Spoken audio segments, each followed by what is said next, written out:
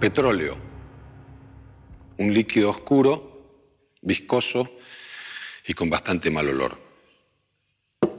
No parece gran cosa. Sin embargo, hoy en día la economía del mundo gira alrededor de este producto. Por él se libran guerras y caen gobiernos. Esto ocurre porque es la principal fuente de energía de la humanidad desde hace 100 años y porque es un bien escaso. Trenes, barcos, aviones, autos, todos se mueven en base al petróleo.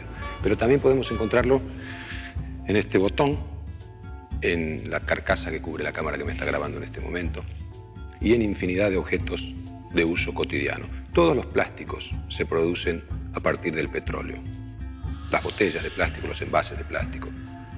La Argentina es uno de los pocos países del mundo que tiene petróleo y uno de los primeros países en desarrollar su explotación. Esto comenzó hace poco más de un siglo al sur de la Patagonia, una región para ese entonces bastante inexplorada. Un grupo de trabajadores hizo un pozo buscando agua y encontró petróleo.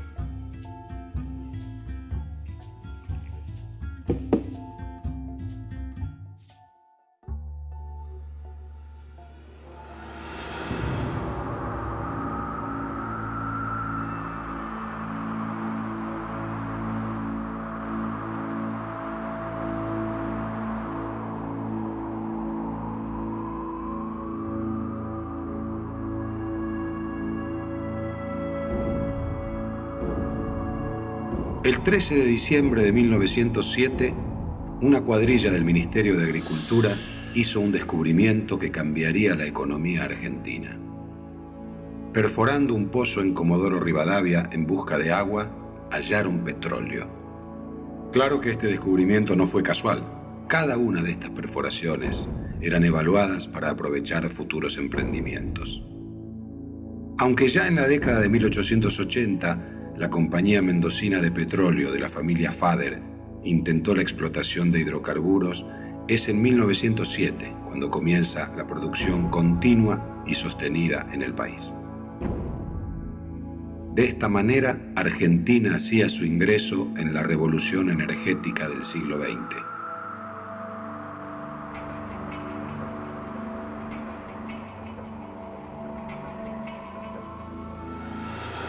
Esta ha sido la era del petróleo. La mercancía por excelencia. El petróleo marcó un hito, un punto de inflexión. Argentina fue el único país del mundo que entregó sus yacimientos sin haber perdido un conflicto bélico. La primera perforación en Comodoro Rivadavia se hizo en 1903, pero el pozo debió ser abandonado tras un accidente.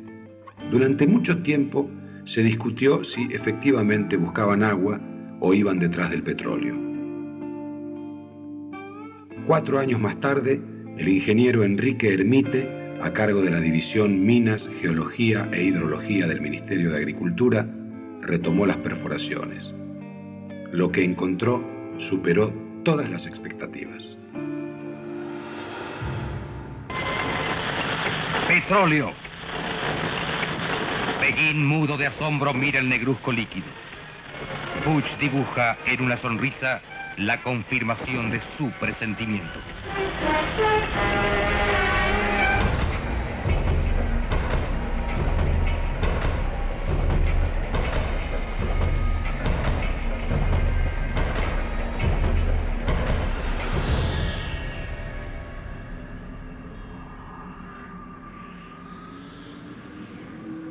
La historia comenzó acá, entre estos dos cerros se buscaba agua. Por lo menos ese era el eslogan, agua. Justamente acá donde está el monolito, estaba la boca de pozo. Encima de esto estaba la torre del Fauchenk.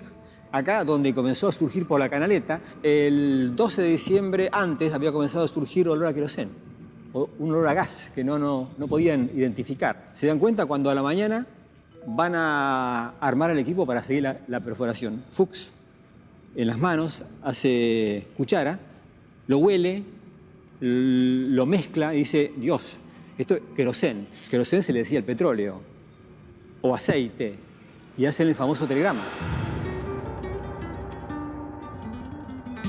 Junto con el petróleo, surgirían dos temas polémicos y de difícil solución. ¿Quién era su legítimo dueño y quién podía explotarlo? Estas preguntas fueron respondidas a lo largo de la historia de dos maneras: a favor del Estado o a favor de las empresas privadas. La historia petrolera de la Argentina estará marcada desde sus inicios por esta tensión. Hasta 1907, el combustible esencial de la Argentina era el carbón, que se importaba principalmente desde Gran Bretaña. La posibilidad de contar con un combustible sustituto no pasó desapercibida para el gobierno, que rápidamente tomó medidas. Inmediatamente el ingeniero Krause le avisa al presidente de la Nación y prácticamente en menos de 12 horas se da un decreto por el cual se determina que en 5 leguas a la redonda desde el lugar del hallazgo se declarara la zona de reserva. La administración del yacimiento quedó a cargo de la Dirección de Minas, que dependía del Ministerio de Agricultura. Durante los primeros años, la producción fue muy escasa. La precariedad de los equipos, el poco presupuesto y la dureza del clima complicaban el trabajo. Desde Buenos Aires, la explotación era vista como un proyecto experimental, casi una excentricidad. Pocos eran conscientes de que estaban construyendo lo que sería la primera empresa petrolera estatal del mundo.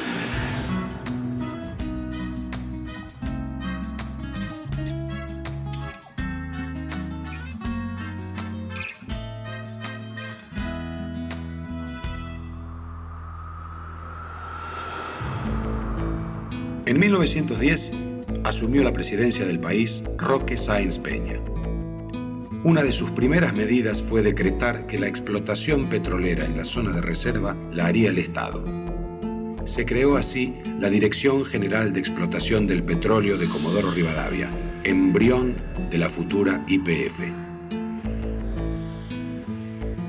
La comisión administradora estaba presidida por el ingeniero Luis Augusto Huergo, de la que también formaba parte Enrique Hermite, dos nombres fundamentales en la historia del petróleo argentino.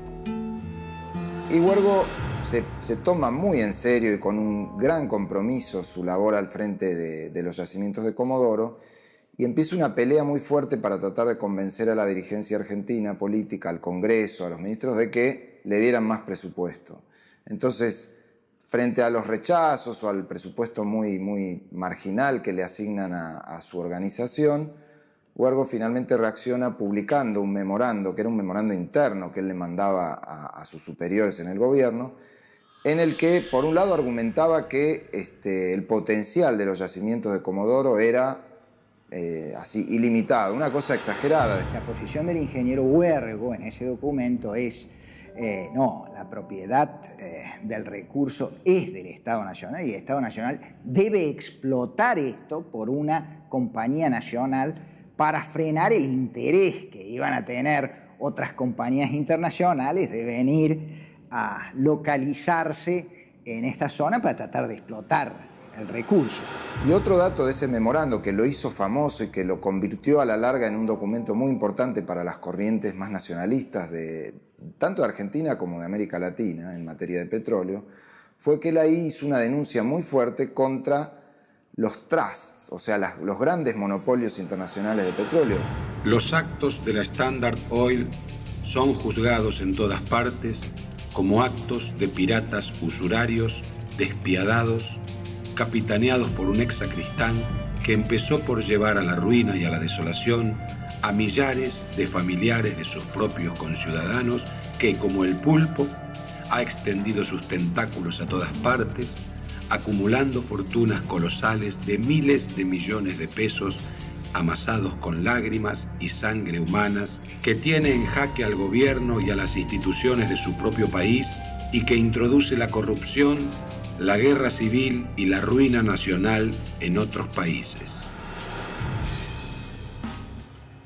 En sintonía con el pensamiento de Huergo, Sáenz Peña decidió prohibir por decreto la declaración de nuevas perforaciones alrededor de la zona reservada en Comodoro. El desarrollo de la explotación estatal había atraído a empresarios argentinos que solicitaron permisos de exploración para buscar petróleo en zonas aledañas a la reserva. Se amparaban en el viejo código de minería que otorgaba el usufructo de los recursos encontrados sin obligación de pagar nada al Estado. Así se originaron pequeñas compañías nacionales, a la par que surgieron especuladores que vendían sus permisos de exploración a empresas extranjeras. De una forma u otra, el petróleo quedaba en manos ajenas al Estado. Ustedes pensarán que estoy por hacer un asado. No, estoy haciendo una estufa. Hace 100 años, la mayoría de los hogares argentinos se calefaccionaban con carbón, que se quemaba en un brasero de hierro como este. Pero en 1914 estalló la Primera Guerra Mundial. Y desde siempre, las guerras fueron uno de los principales motores de los avances tecnológicos. En esta guerra aparecieron nuevas armas, los tanques, los aviones, los submarinos, y todos utilizaban petróleo como combustible. Esto provocó un aumento en la producción. La mayor disponibilidad de petróleo causó avances tecnológicos que modificaron la vida de millones de personas. Nuestros abuelos dejaron de calefaccionar con carbón y comenzaron a usar estos calentadores a queroseno, un derivado del petróleo. Todo un avance tecnológico para la época. Los transportes y los hogares pasaron a depender casi exclusivamente del queroseno.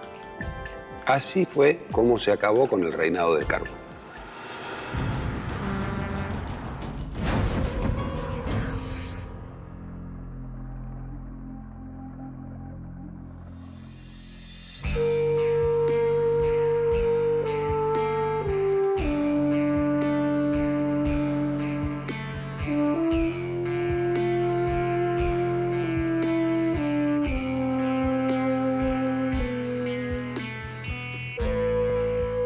El Estado dio un fuerte impulso a la naciente industria petrolera.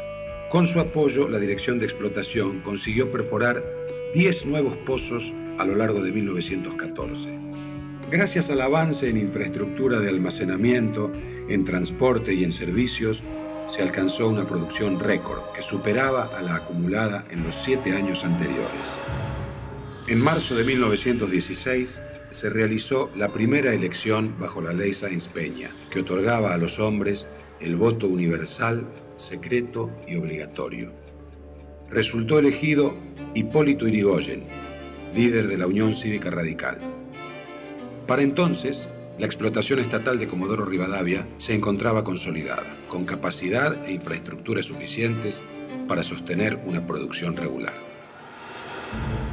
Hipólito Yrigoyen asumió la presidencia el 12 de octubre de 1916. Fue el primer gobernante elegido por el voto popular que puso fin al dominio de los conservadores que gobernaban el país desde 1880. La economía argentina estaba sufriendo el impacto de la guerra en Europa. Su gobierno enfrentó una importante crisis de abastecimiento de energía, extremadamente dependiente del carbón inglés. A Yrigoyen le agarra la primera parte de su mandato, la Primera Guerra Mundial, en un país que dependía económicamente de Gran Bretaña. Es decir, era la dependencia no competitiva. La dependencia, nosotros producimos comida y los otros muchachos nos venden los bienes industriales, incluido combustible. Ante semejante panorama, era clave continuar impulsando la producción petrolera local. Yrigoyen intentó, sin suerte, que el Congreso aprobara algunas medidas, entre ellas conseguir mayor financiación para Comodoro. Las relaciones entre su gobierno y la comisión administradora se deterioraban rápidamente por fuertes discrepancias con respecto a las políticas que se implementarían. La gran huelga general que se desató a fines de 1917 en Comodoro provocó el fin de la comisión. Se iniciaba un periodo de alta conflictividad obrera que se prolongaría durante varios años.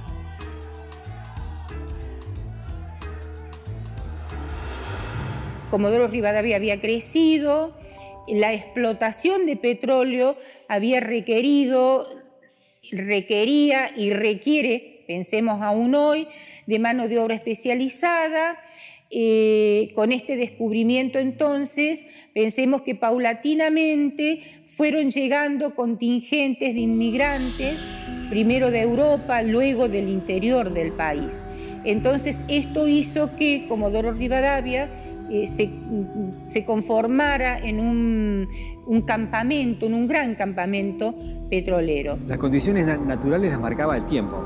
El tiempo era muy duro. El viento era constante. Las condiciones eran, trabajaban 12, 13 y 14 horas por día. El sueldo era muy bajo. Aunque la reacción del gobierno fue dura y reprimió las protestas obreras con ayuda de la Marina, la huelga culminó a favor de los obreros que a partir de allí quedaron organizados gremialmente. La crisis de la explotación nacional llegaba a su punto más agudo. Mientras tanto, las empresas transnacionales ganaban terreno y hacían grandes negocios en el país. La Standard Oil, poderosa empresa petrolera estadounidense, propiedad de la familia Rockefeller, se consolidaba en el mercado argentino importando petróleo de Estados Unidos que refinaba en su planta de Campana, la primera de América Latina. La sólida posición de la Standard Oil se vio amenazada con la llegada al país de la anglo-holandesa Royal Dutch Shell, de la norteamericana Texas Co. o Texaco. Paralelamente surgieron nuevas refinerías de capital nacional. Aunque sus instalaciones eran pequeñas, comenzaron a competir con los grandes importadores extranjeros. El fin de la guerra, si bien cesan esas condiciones anómalas del comercio y precios tan altos, profundiza el atractivo del petróleo, porque lo que se ve en el mundo es que todo el transporte por automóvil, surge el boom del motor de combustión interna y los automóviles. Todas las flotas de mar empiezan a pasarse del carbón al petróleo, empieza a haber aviación también con motores de combustión interna, es decir que luego de la guerra el petróleo se consolida en lo que sería a lo largo de todo el siglo XX, que es la mercancía por excelencia en el mundo, ¿no? En las economías mundiales.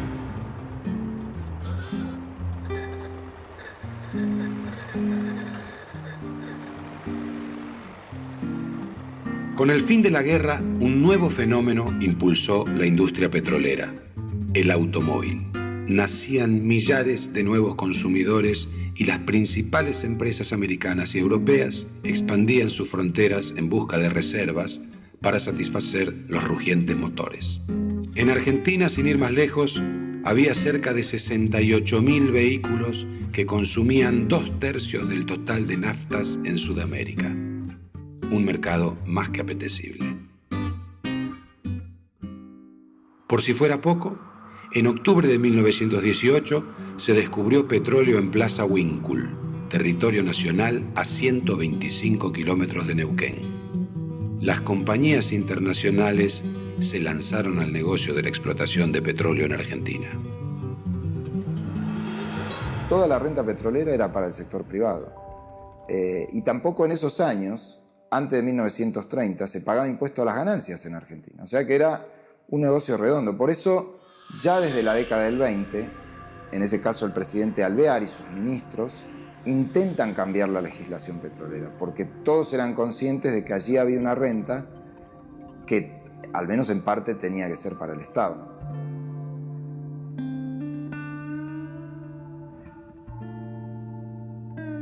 A pesar de todo, la explotación estatal disfrutaba del alza de los precios internacionales que se dispararon luego de la Primera Guerra Mundial. Pero en materia de producción, el panorama era preocupante. El yacimiento de Comodoro, perforado sin cuidado a lo largo de más de 10 años, perdía presión y su rendimiento comenzaba a declinar. Era necesario perforar más pozos para mantener los niveles de producción. Mientras la rentabilidad disminuía, los gastos aumentaban. La administración estatal del petróleo entró en una profunda crisis política. Felipe Flies renunció a su cargo en Comodoro Rivadavia, Enrique Hermite a la Dirección General de Minas y Alfredo de Marchi al Ministerio de Agricultura. Eudoro Vargas Gómez se negó a reemplazarlo hasta no recibir apoyo presidencial para una investigación interna que determinara lo que ocurría en Comodoro Rivadavia. Los hombres del petróleo argentino comenzaban a definir posiciones e intereses y de esa manera se tensaba el debate político. Ahí se estaban agudizando esas tendencias que yo planteé al principio, ¿no? Entre privatistas y estatistas. Irigoyen estaba un poco en el medio de esa situación, pero él entendió de que el petróleo que había descubierto el Estado y que estaba explorando el Estado tenía que ser explotado por una compañía estatal.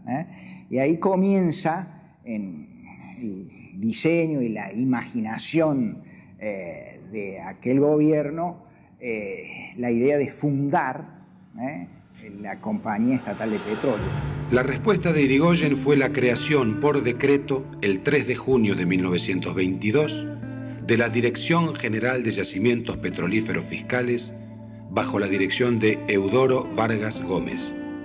La futura petrolera estatal ya tenía un nombre: YPF.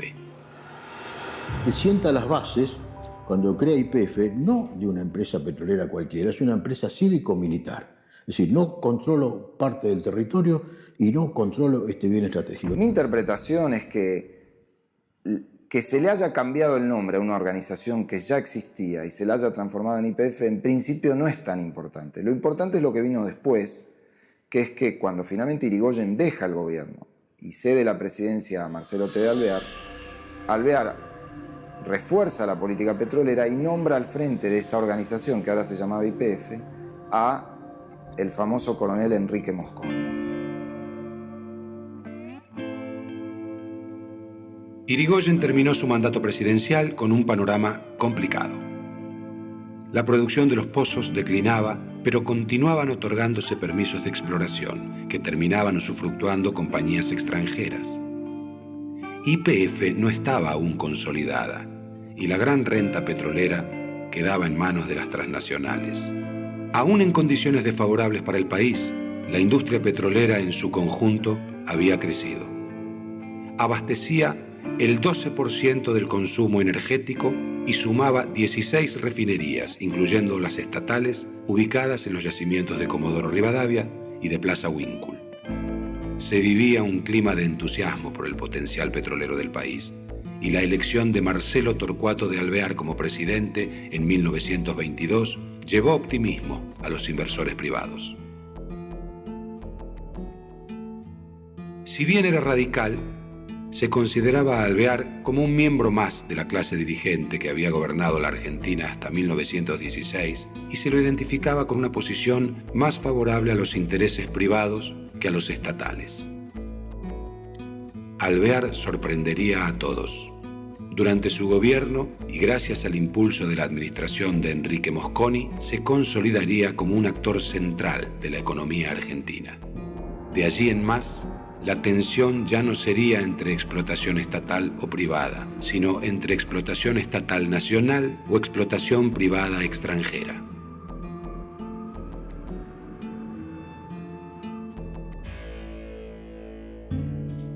El petróleo está íntimamente ligado a la industria automotriz.